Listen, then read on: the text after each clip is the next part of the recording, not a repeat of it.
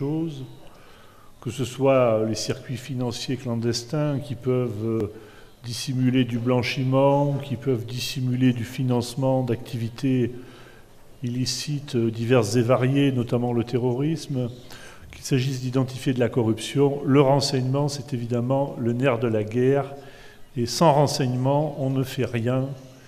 Et vous savez aussi que le renseignement, c'est le pouvoir, et que ce n'est pas dans la nature des hommes d'échanger le renseignement parce qu'ils ont peur de perdre leur pouvoir en le partageant avec d'autres.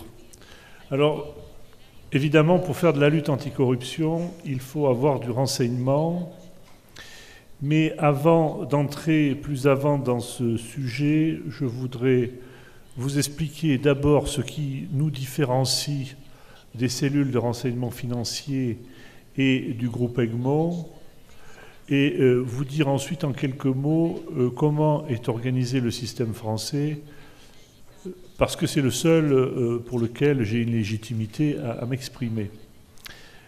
Alors, à la différence des cellules de renseignement financier, les agences anticorruption, les autorités anticorruption, les institutions chargées de l'anticorruption ne sont pas organisées en réseau. En tout cas, s'il existe des réseaux, ils sont beaucoup plus réduits, beaucoup plus limités, beaucoup plus régionaux, et ils ne disposent pas des pouvoirs reconnus au réseau Egmont et auxquels les cellules de renseignement financier sont censées se conformer. En un mot, nous n'avons pas de système sécurisé d'échange d'informations, et nous n'avons pas non plus de protocole d'accord entre l'ensemble des agences anticorruption pour échanger ce renseignement nécessaire à la lutte, à la guerre contre la corruption.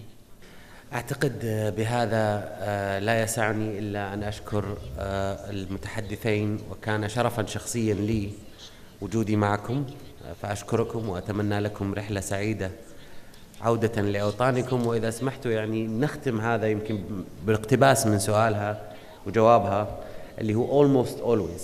فإذا كان في كلمة نقدر نستفيد منها في خصوص التعاون المحلي، almost always there is a possibility. فبهذا نختم ونشكر الجميع حضورا، وعلى رأسهم طبعا دولة لبنان الدولة المستضيفة، الأخ عبد الحفيظ، وباقي لن أقول زملائه بل زملائنا، لأن الحين ما عملنا معهم خلال هالأسبوع فعلا أحسسنا أنهم زملاء لنا.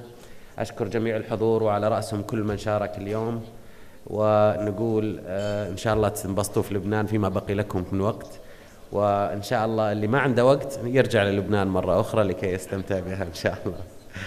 شكرا.